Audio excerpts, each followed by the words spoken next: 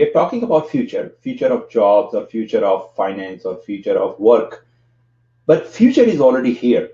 And I think many of you would acknowledge that you see things are happening faster than we are prepared for it. And few pointers I have prepared for you. So these are the new realities. Now, I think more people are smart enough to really understand that these are the new trends which are going to stay. But some people doubt it, that whether it's really going to happen or how fast it will happen. So for them, just few pieces of information. So first of all, and I think all of you would agree with this, lifespan of skills used by employees is shortening in general. So before we could really learn something new and understand something better, something else is already there. So people are getting worried about blockchain or artificial intelligence, and then some other advanced analytics things are there. So the pace is going so fast that experts say that even if you are spending 10% of your time learning new things, that is just enough to stay where you are. So you really need to be very aggressive learning new things. That's the first reality. And we have been talking about this education, traditional education or degrees and certification, and it's really becoming less and less relevant. I'm sure that you must have observed more and more companies are really accepting candidates without any college degree. They are more focused on their skill sets. And in today's fast paced time, think of this. I mean, 4 years or in some discipline, 6 years, 5 years is too long for a degree. I mean, things are changing so fast that what students learn in the first year becomes obsolete by third and the fourth year. So what is the point of such education which is so slow?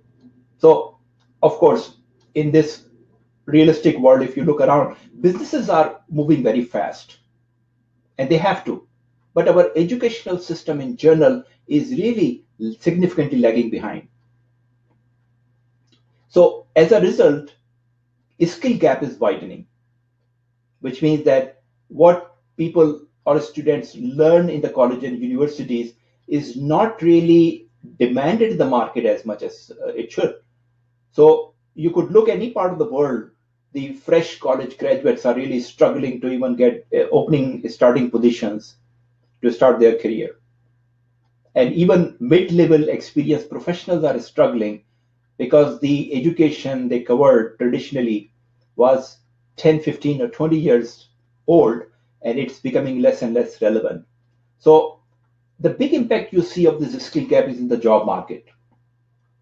And I have been observing this for the last few years.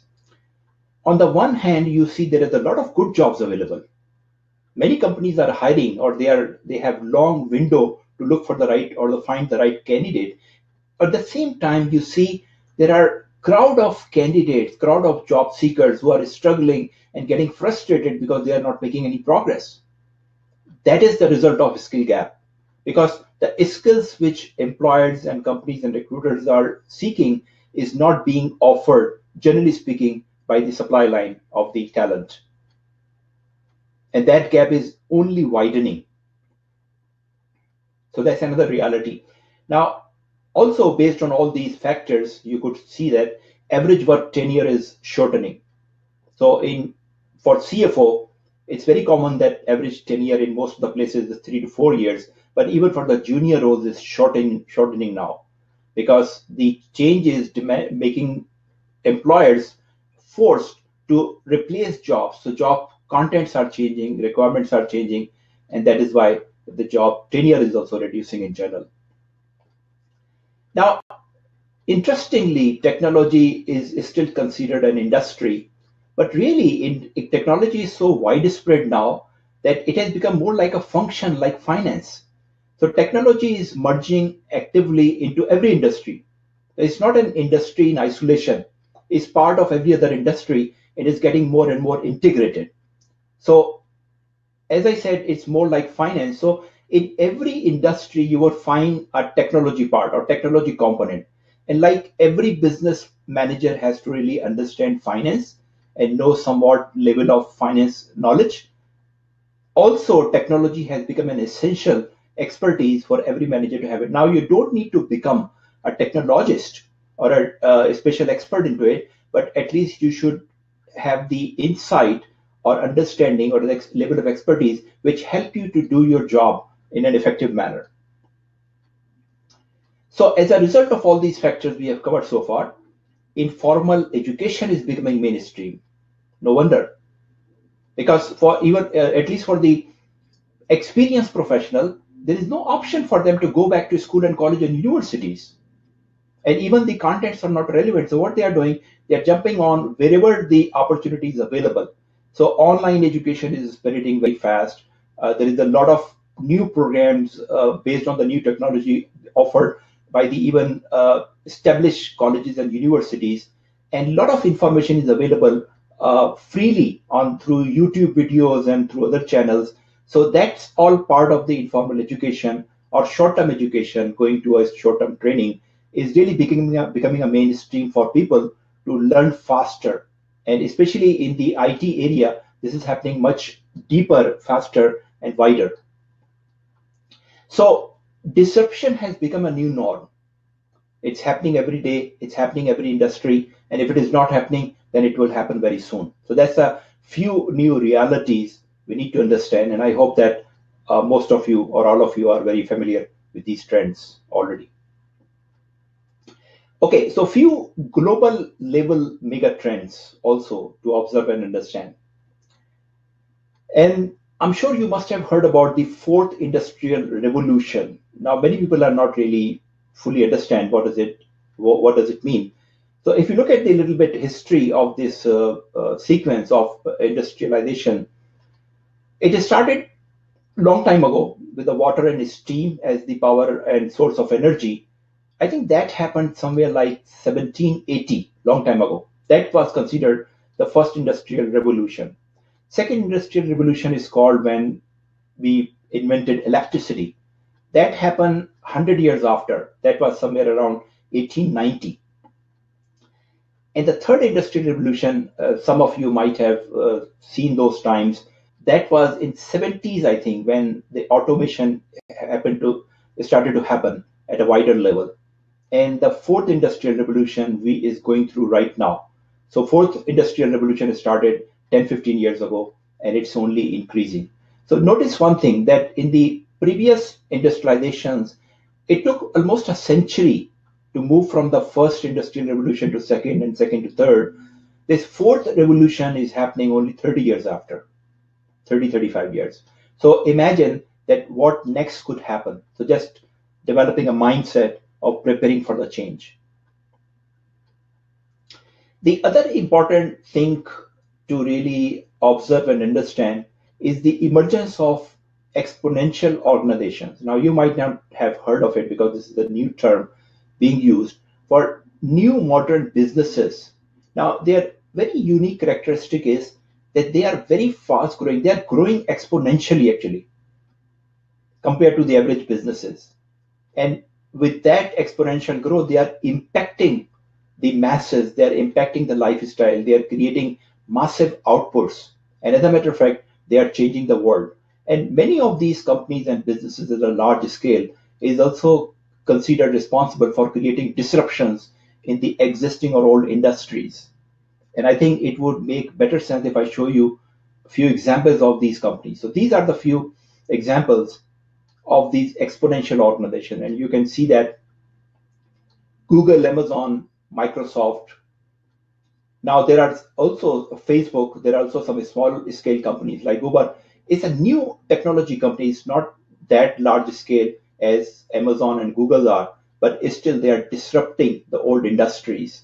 And they are all a very clear and good example of the exponential organization. And more businesses are really transitioning into these exponential organizations.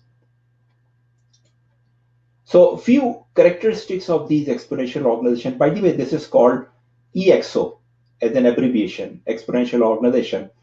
And they are based on the philosophy of a purpose which is even bigger or higher than mission statement of the company. It's called massive transformative purpose, MTP. So the idea is the best example is from the Bill Gates, when early time of Microsoft, he created a mission to really have a computer in every home, and that was a very bigger and noble purpose and cause. And nowadays, if you look at these modern businesses, exponential organization, they have very noble causes like eradicating the poverty or really doing something to help mankind. And that is what basically the starting point of such exponential organizations. If you look at the two sides of this picture I'm showing you, on the right side, there is something called scale.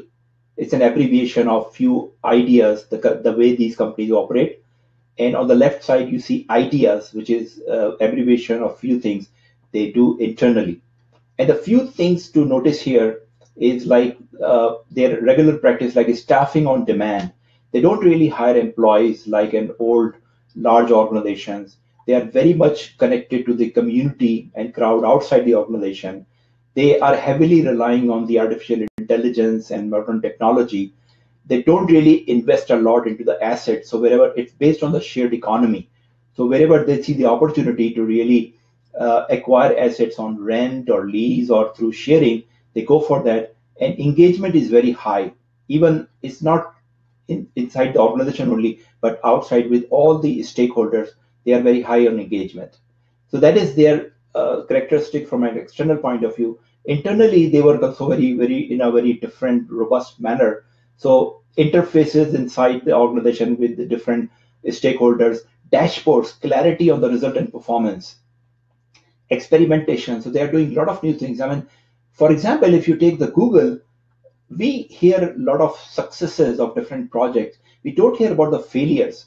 So these companies, Google, Apple, Microsoft, Facebook, they're not hesitant to really experiment into the new areas. And of course, when they experiment, there are many failures as well. But that is characteristic of their business model.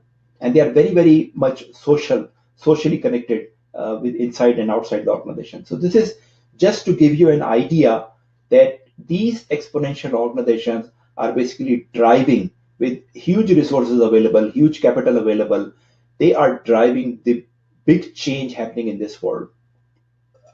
In this presentation, I would try to narrow down on the talent part because that is what, as professionals, is our interesting area. That how all these changes are going to impact myself or my talent.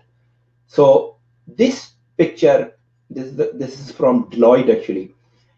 This is showing the change in the supply of talent. That look, today's employers have multiple options. They just do not need to hire employees full time. Of course, that's definitely an option, and still many businesses are hiring as a regular full time employees. But look, joint ventures for certain projects, contractors, freelancers, crowdsourcing, and then robots, of course. These are the options to get work done.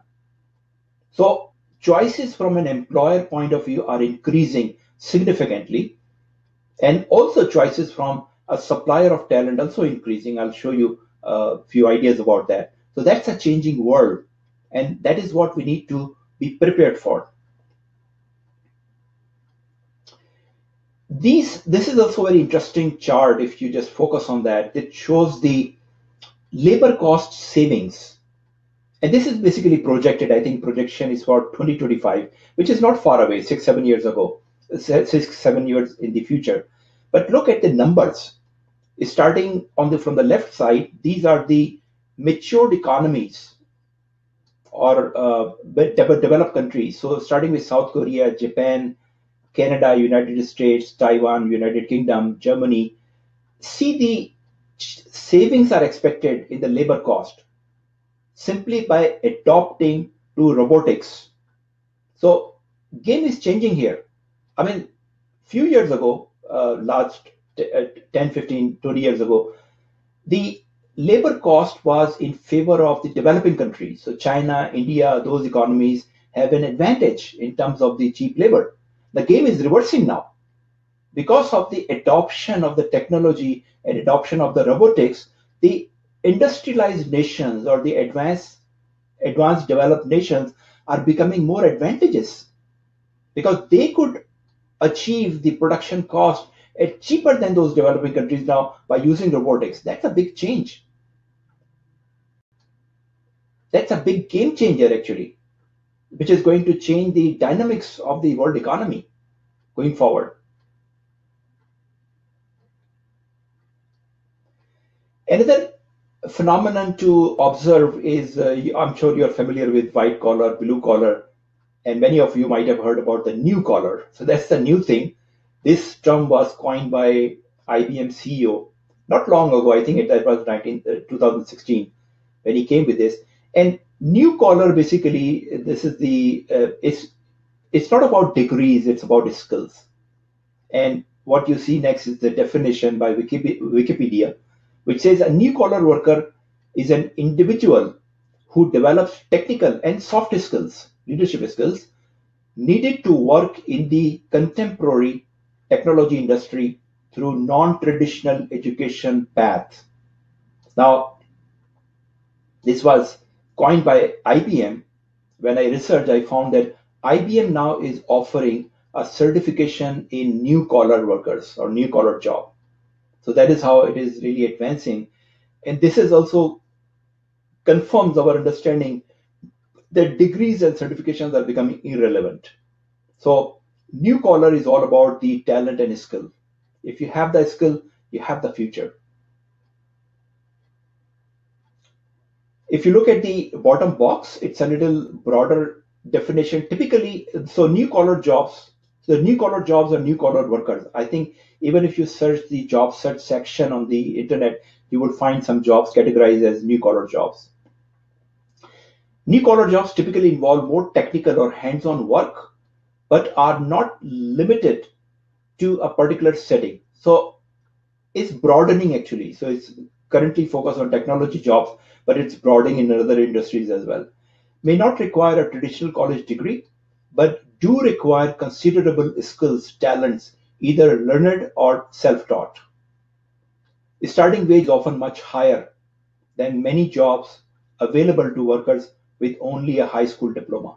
See, that's a big change. That's a big trend taking place.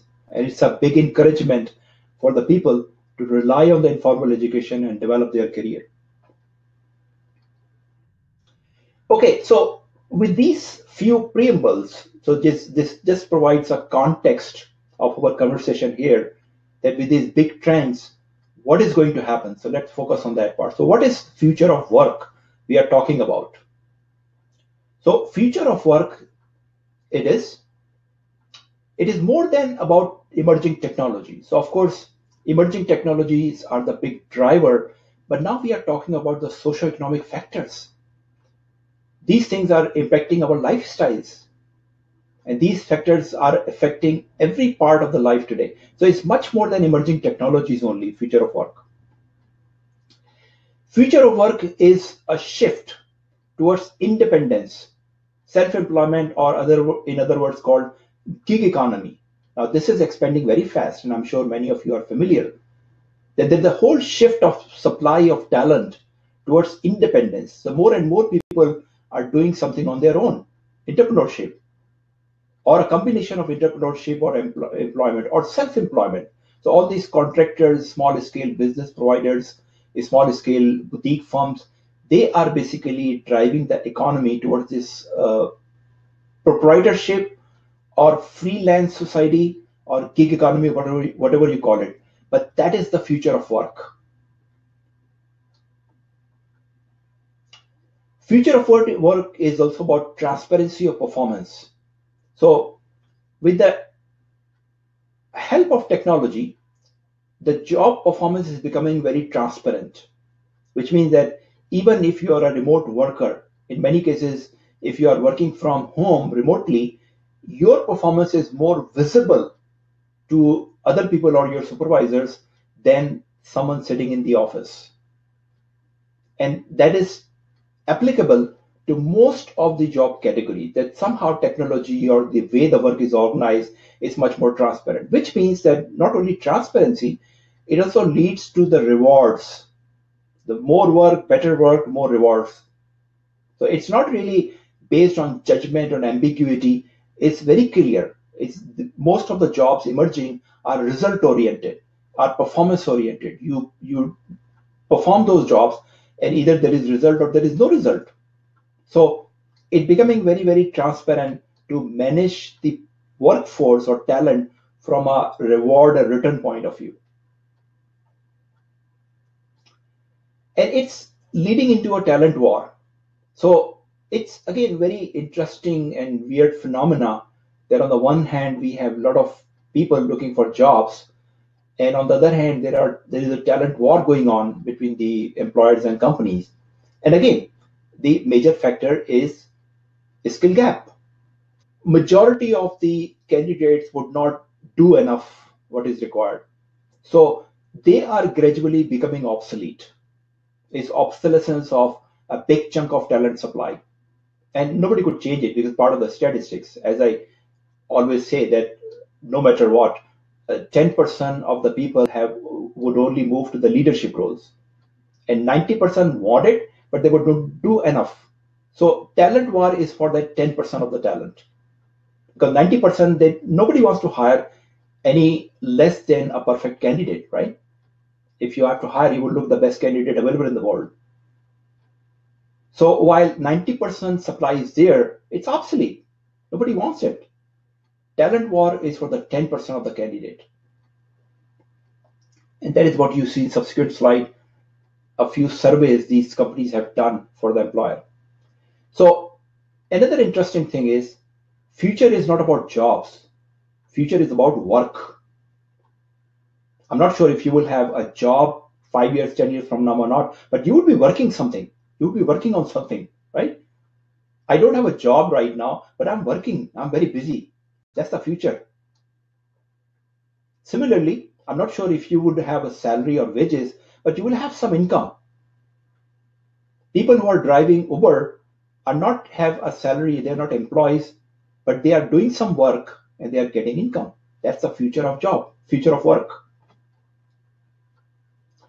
So let's redefine the work or human work. What is work we are calling it now, or how does it look like in future? So this diagram is also from Deloitte, so I'm sure they have done a lot of research on it. New version of human work. So it's focused on creating value.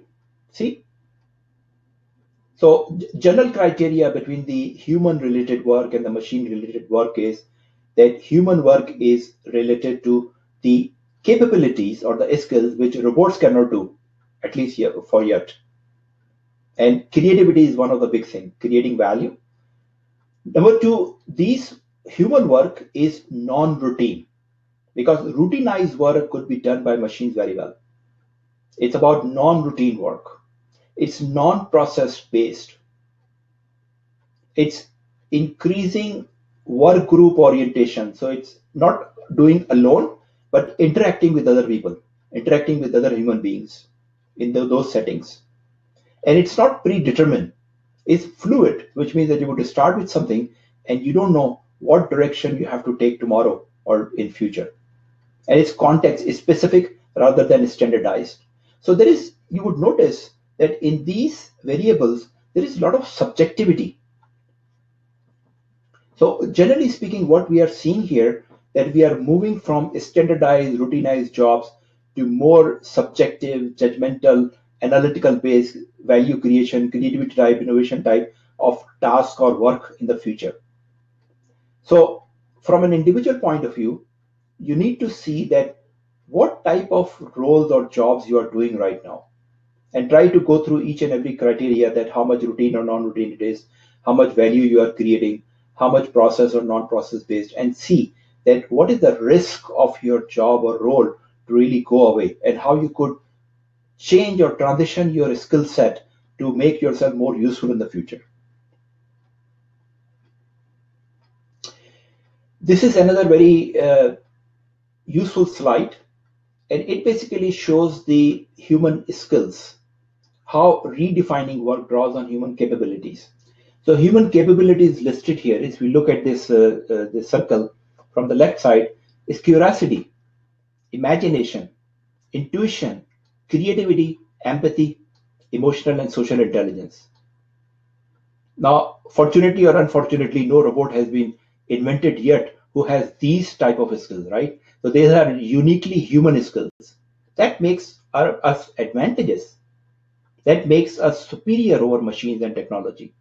And in the foreseeable future, is not going to be taken over. So using these human capabilities, what we could do, look at the inside the circle, some of the functions. Identifying unseen problems and opportunities. Notice here, unseen problems. So it's a very subjective area. It's a talent. Developing solutions to address problems and opportunities. So you look at the scenario, you look at the problems and opportunities, and then you come out with some solution to create value. Implementing solutions and iterating and learning. So nothing is definite, nothing is fixed, nothing is routinized or standardized. Human talent is unique in the sense that you look at a situation, you analyze it, and then you come out with the best solution possible. That's what we are talking about, the human talent.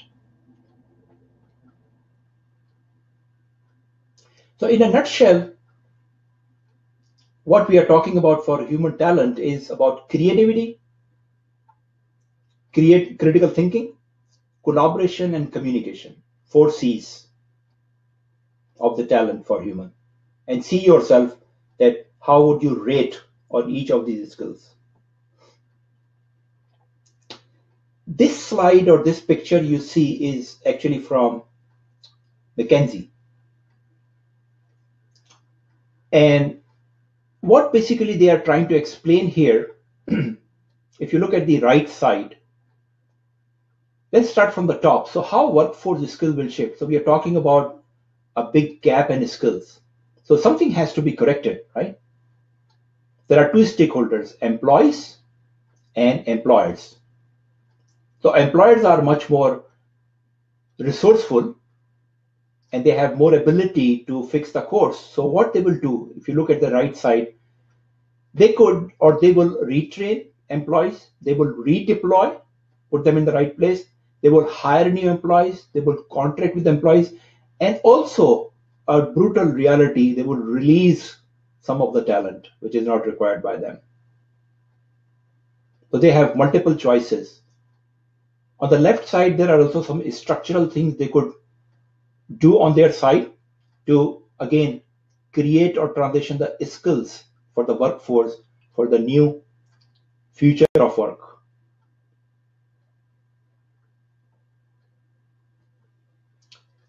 And this is interesting. So this is also from McKinsey.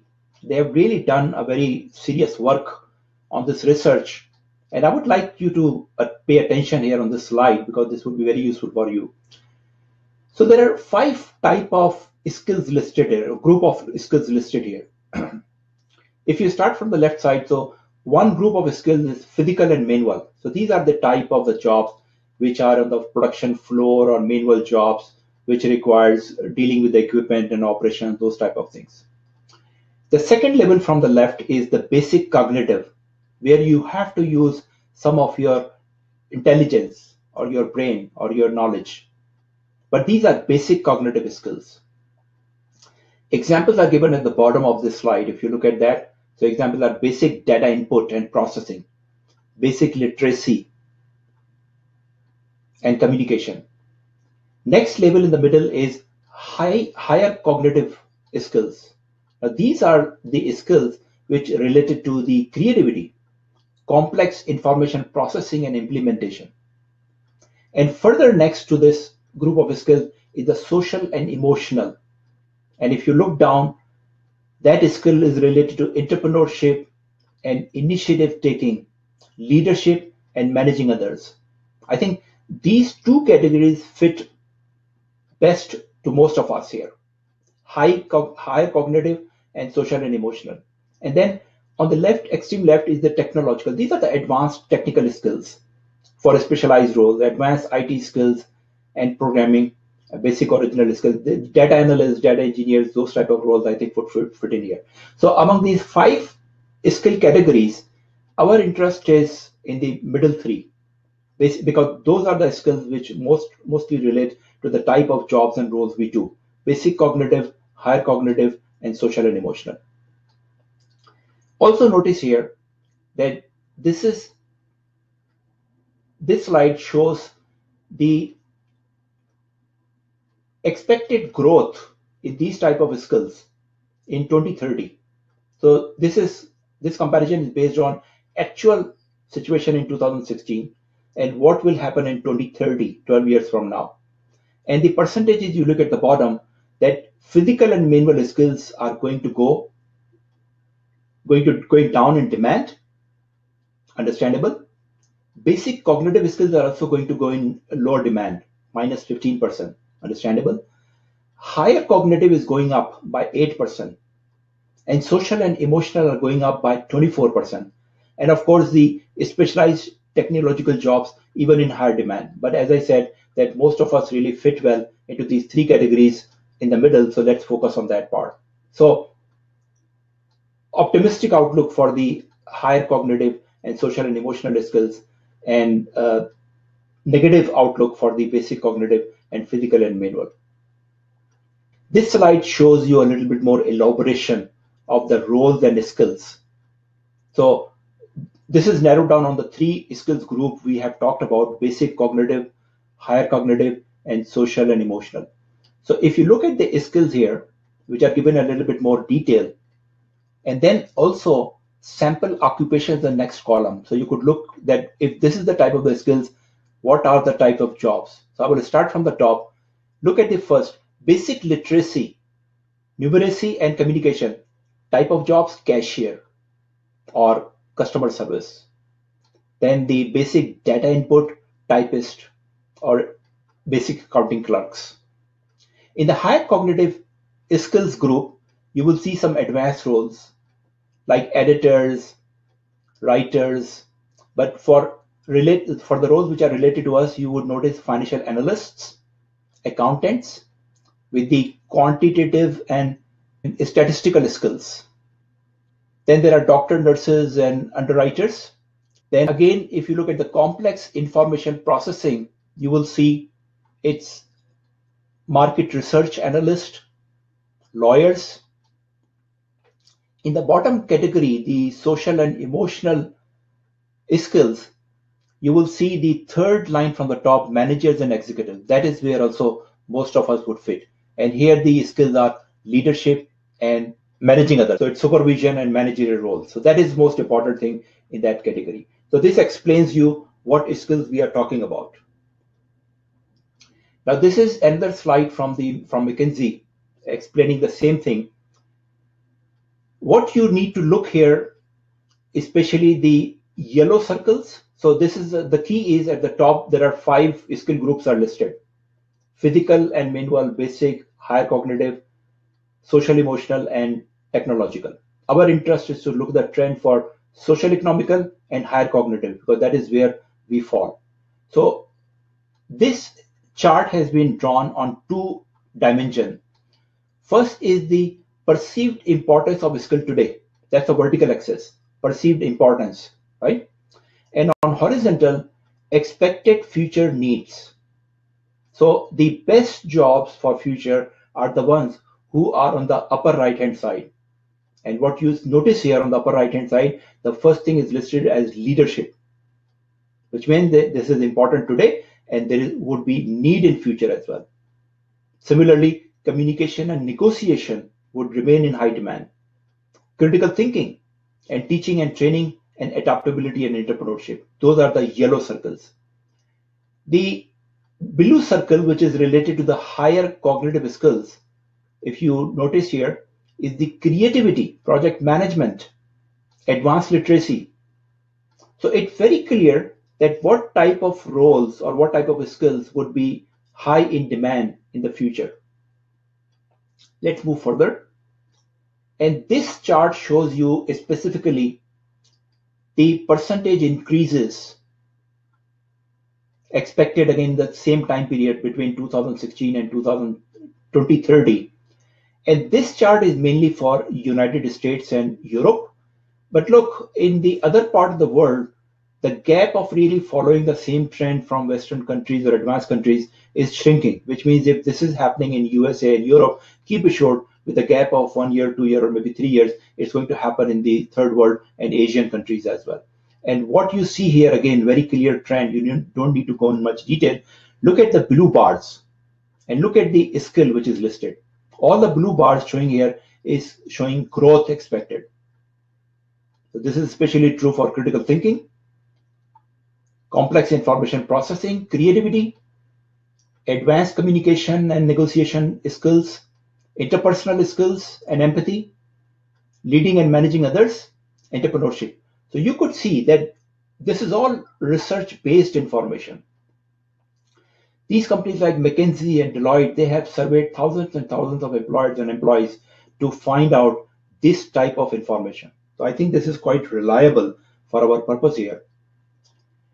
And one more trend is that between the basic cognitive skills and higher cognitive skills, so AI, artificial intelligence, is very quickly taking over the cognitive jobs as well. So it's started, we don't know where it would go, but if you look at these two bars here, in 2016, basic cognitive skills related jobs were 45% and higher cognitive skills were 55%. In 2030, it is expected that 55 would increase to 61. And again, you can question the timing. It might happen earlier, but this is the trend going forward. So what is going to happen with this situation? So as I said, that it's a talent war already taking place.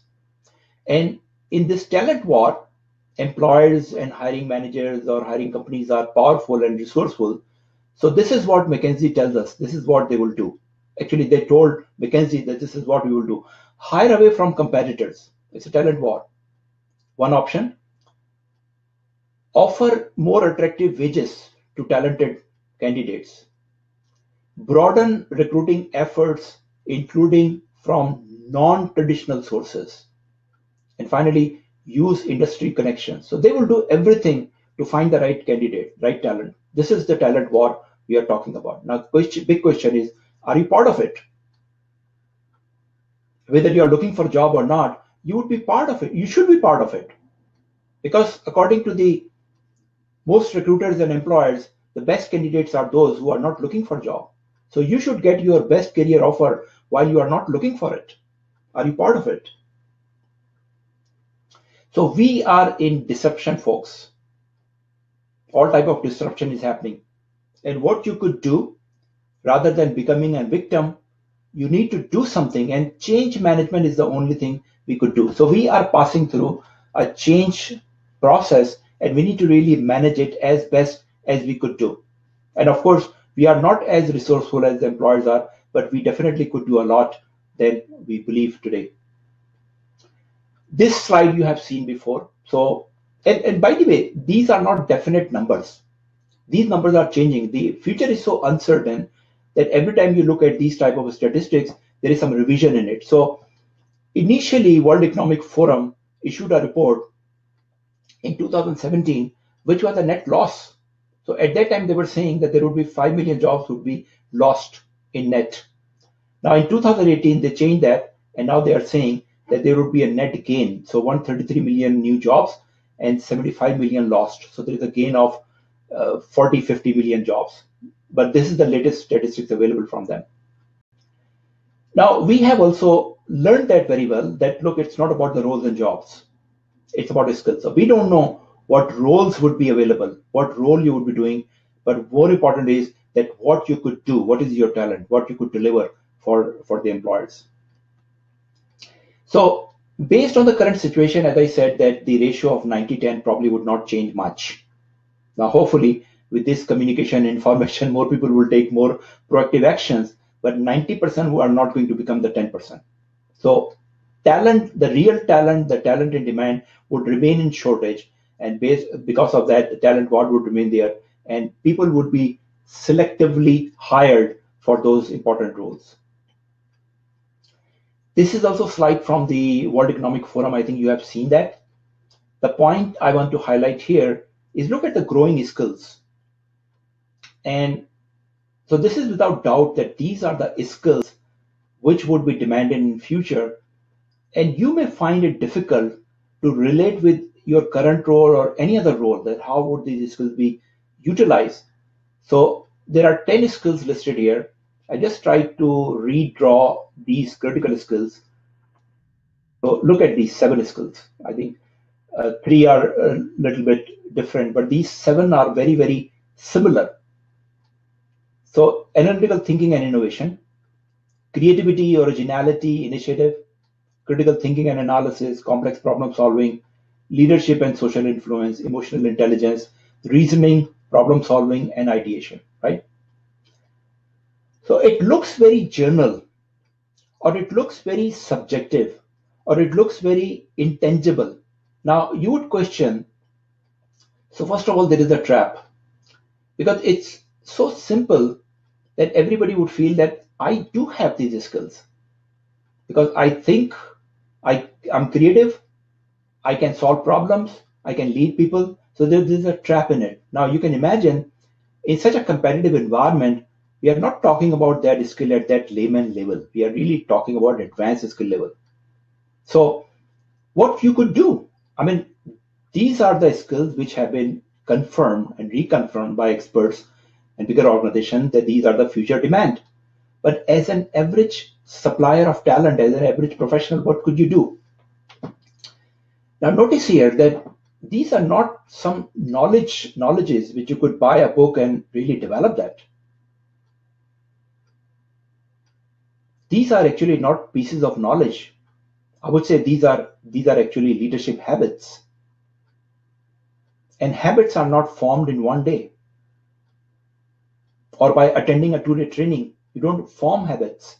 That's the problem with the current training scenario, that corporations are spending millions and millions of dollars, and people also on their own, they're trying to spend money to develop themselves. But these things require a different type of approach. You cannot develop analytical thinking by attending a two-day, three-day workshop. Similarly, complex problem solving is a habit you have to develop over long term. If you want to learn swimming, you need to jump into the water. Or if you want to build your muscles, you need to do your own push-ups. No one else would do it. That is the hard work. That is the challenge. Otherwise, it looks very simple. And that is the mistake most of the people are doing, that they think, I know it. I can handle it. Once I get the job, I would deliver these skills. Big mistake. You need to prepare for it. So what we do in MECA Academy, because now we are doing this for 3-4 years, targeting to the professionals, especially the people who are looking for leadership roles. So our focus is really developing people from a strategic leadership roles. So as I said, that we don't know right now that would there be a CFO or not 10 years, 5 years from now. We don't know.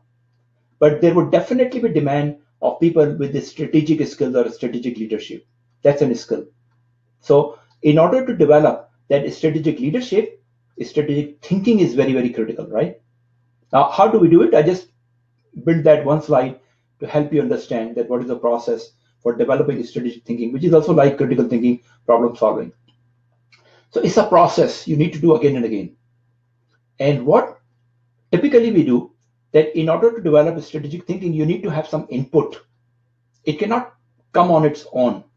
It could be you need to read books, you need to talk to people, you need to watch videos, you need to have attend some sessions, but there must be some input. That's a starting point, number one. Then you need to understand that information with focus, because we come across a lot of information and we don't really digest it. But you need to be very selective with that information, which you need to understand with focus and digest it. Second step. Third step, now you need to process it. That's a core strategic thinking part. That when you understand this information, then you process it. It looks from the different point of view. Then more questions comes in your mind, and then you go back and you try to get clarifications on those parts. With the clarification, you have more understanding, and then you do another level of deeper analysis, more like evaluation. And once you reach to that level, then you want to share. You speak up your thought. You speak your thought, that what you understand or what you think will happen. And finally, you again get feedback from other people on that part of the process, refined, polished information. And this process goes on and on and on. When you repeat this process again and again, it becomes your habit. And that habit is starting to create your strategic thinking. So that is the process you need. You don't need a one-day workshop for strategic thinking. You need to develop that habit. The major challenge is that you could do it, but you cannot do it alone. You said that I want to learn swimming and I'm willing to jump into the water, but there have to be water. Without water, you cannot jump into it, right? So you need other people or like-minded people or with a level of people with the same level of IQ to really help you develop that process and help them also develop that process. We have created a MECA alumni network. From MECA Academy, I think 700 or 800 people have gone through it so far, different programs. So there is a big community available. There are many volunteers, senior students who have gone through MECA. They are running it. This is an international networking group of like-minded senior finance professionals mainly who have attended some MECA leadership program or a strategy program. They are all very ambitious, all want to learn leadership and strategy, and many of them are already at the senior CFO level or director level. How do they work? So at a larger scale, they have created a WhatsApp group, which is close to 200 professionals. So they keep talking every day on this chat. And again, not talking the politics or those entertainment, but really serious business issues. Sometimes I look at those conversations, I get very impressed that what quality of talk they are having over there. So that's first level. Second level, we are in the process of creating local city chapters. So major cities where we have the most of the alumni are Dubai, Abu Dhabi, Riyadh, Jeddah, Al Khobar, Karachi, and Lahore. So these are the 7 or 8 cities we are starting local city chapters. The third level, which is the most important one, is your peer group. Now, peer group is 4 or 5 people, not very large, 4, 5, or maybe 6 people in a city ideally. So you could meet in person. And again, these people are all MECA alumni.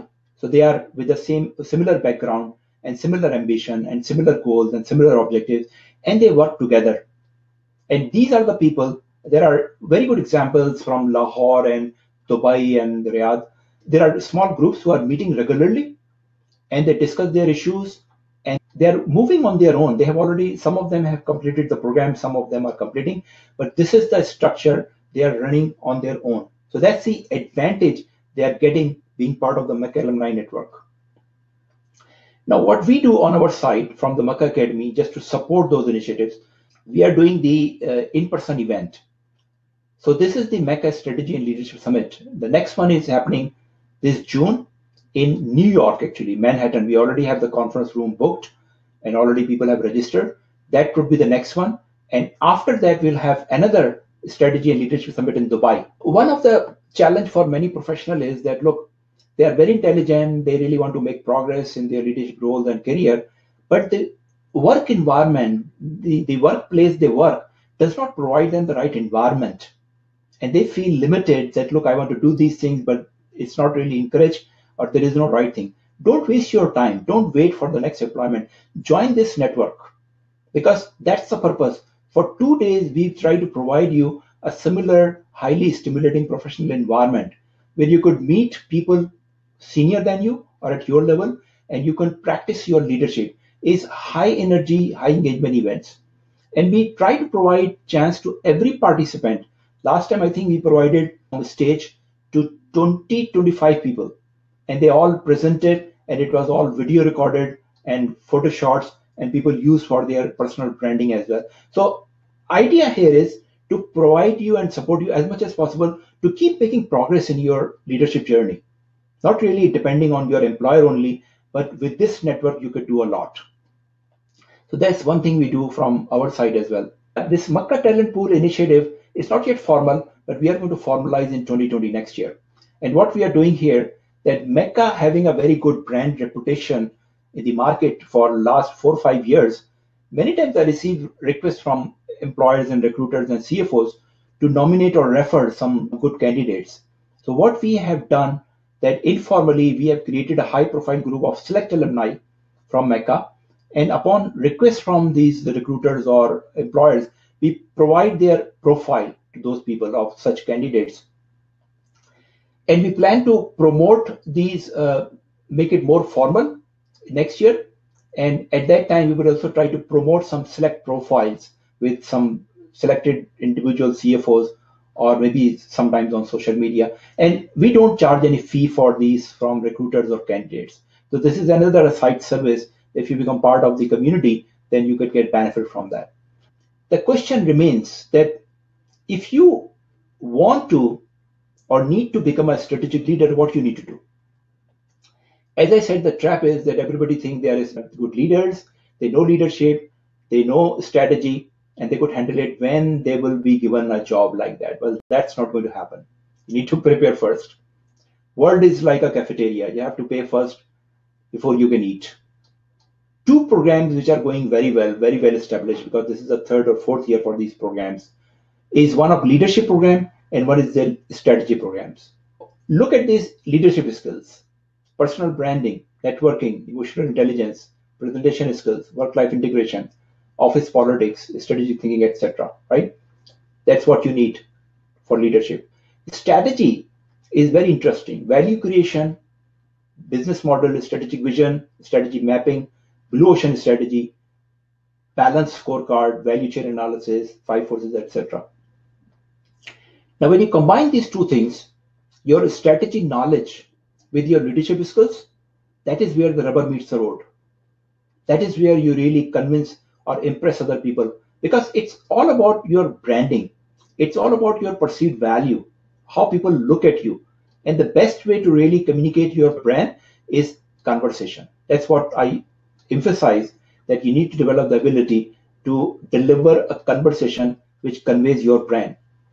So my suggestion is that those of you who are really serious at this point and really want to develop something tangibly in real terms, not in 1 day or 2 days, because that we don't do those programs anymore. I've stopped all those short-term programs because they don't work. Most of our programs are 12 months long now, because that is the time period you need to spend and invest.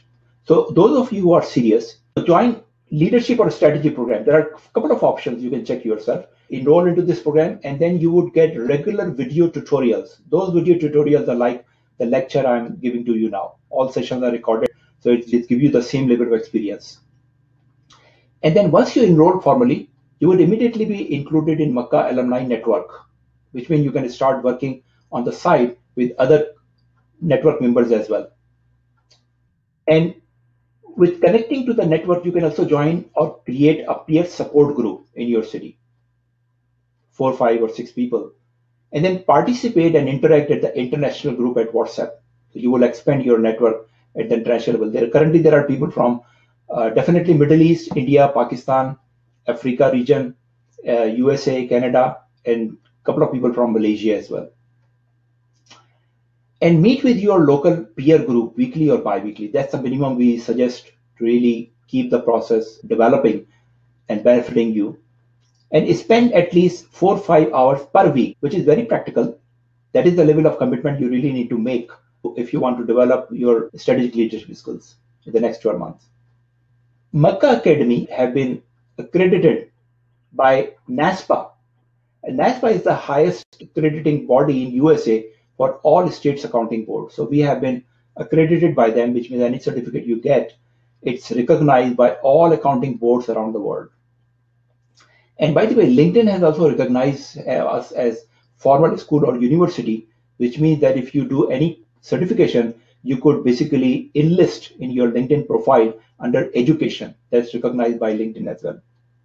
As I said, if you are serious about your leadership development and future career, this is what you can do. CFO leadership program, it's a 12-month program. There are, I think, more than 300 video tutorials, which is released every week in a systematic manner. So you have two choices. Either you could start with a payment plan, $94 a month, or one-time fee of $958, which includes a 15% one payment discount. Or you could join CFO strategy program, which is basically monthly payment of $134 or one-time payment of $1366. Or you can take a bundle of these programs. I would suggest that take the bundle of these two programs, because both are essential and complementary. And that is what most people have done.